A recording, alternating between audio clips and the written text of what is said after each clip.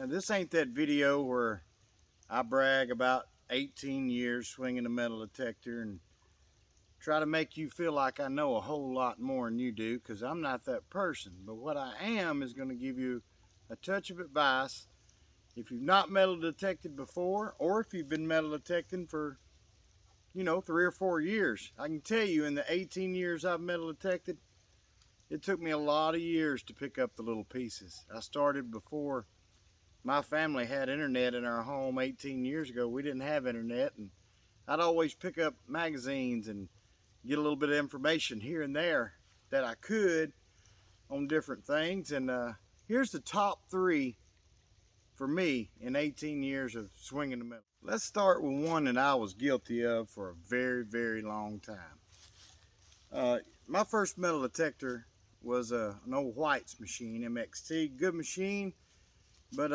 it had that VDI number, and I put a lot of stock in that, and I ended up spending a lot of time hovering over a target, making a dig, no dig decision when I should have been digging, and going by the tone more.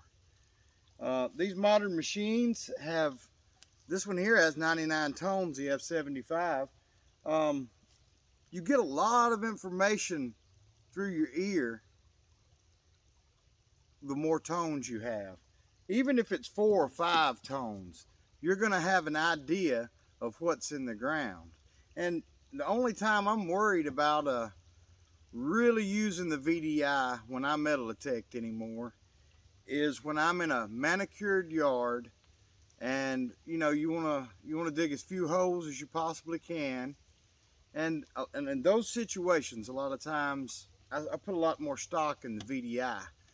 But your tones are super important. If you'll understand what your machine is saying instead of what you're seeing. I've seen a lot of these modern machines, even the multi-frequency units, single frequency units. It'll read a nickel, it'll be deep, it'll be near iron, and it's really a silver dime. I've dug those 100 times like that. And no matter what machine. To the new folks, or folks that's only been metal detecting a year or two, build you a test garden, just a simple test garden. It ain't got to be big, it ain't got to be fancy. Build you a test garden. There's so much information you can get out of a test garden that you can learn before you get out in the field.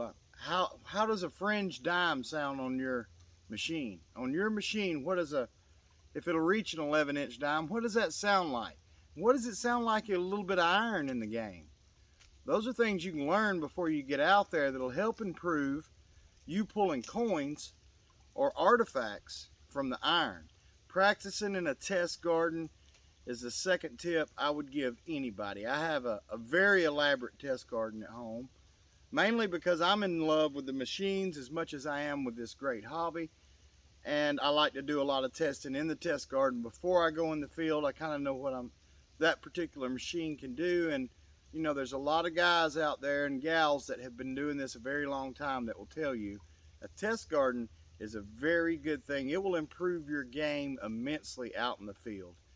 Last thing, slow down a little bit. I've been behind guys in the park and we're running the same machine. Dense iron park areas, maybe dense trash.